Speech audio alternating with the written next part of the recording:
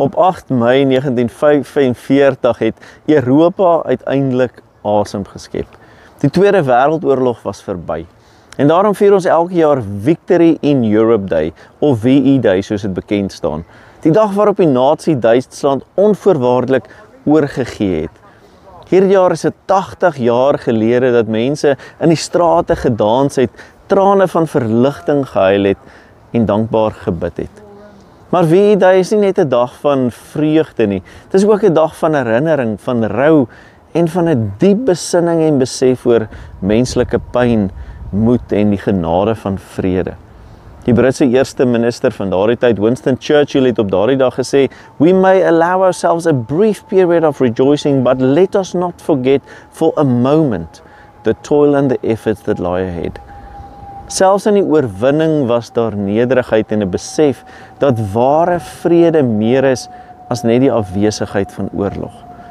In hierdie tyd dink ek en jy aan die woorde van Jesaja 2 vers 4, waar hy sê, hy sal regspreek onder die nasies en oordeel tussen baie volke. Hulle sal hulle swaarde ploegskare maak en van hulle spiese snoeiskere. Een nasie sal nie meer teen 'n ander nasie opstaan nie en hulle sal nie meer oorlog voer nie. Hierdie openbaring van vrede uit Jesaja was ver van die werklikheid van 1945. En dalk is dit selfs van dit wat ek en jy vandag sien en beleef. Want ons almal weet, geen oorlog, rusie of skeiding is sonder verlies, seer of bitterheid nie. Maar dit bly jou en my belofte van God en die hoop wat hy vir ons gee.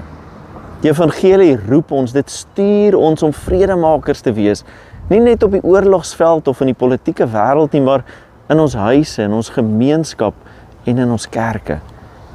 'n Tweede Wêreldoorlog veteraan wat 3 broers in die oorlog verloor het onlangs by 'n VE herdenking gesê, as ons nie leer uit hierdie geskiedenis nie, sal ons dit herhaal. Die waarde van elke lewe moet daagliks herinner aan wat ons moes opoffer vir vrede. VE Day herinner jou en my daaraan dat vrede nie goedkoop is nie. Dit vra opoffering, versoening en geloof in iets groter as onsself. Christus self het die pad van vrede geloop, nie deur geweld nie, maar deur sy lewe af te lê vir sy vriende, sy familie en self sy vyande. In hom het ons 'n vrede wat alle verstand te bowe gaan. Mag VE Day jou en my daaraan herinner dat ons God 'n God van vrede is. Laat ons onthou en leer en met oorgawe werk aan 'n wêreld waar geregtigheid en barmhartigheid mekaar elke dag ontmoet. Here, ons almagtige God, die Here van ons leerskare in hierdie wêreld, dankie vir die vryheid wat ons op VE Day ervaar. Ons onthou vandag die pyn van oorlog en die koste van vrede.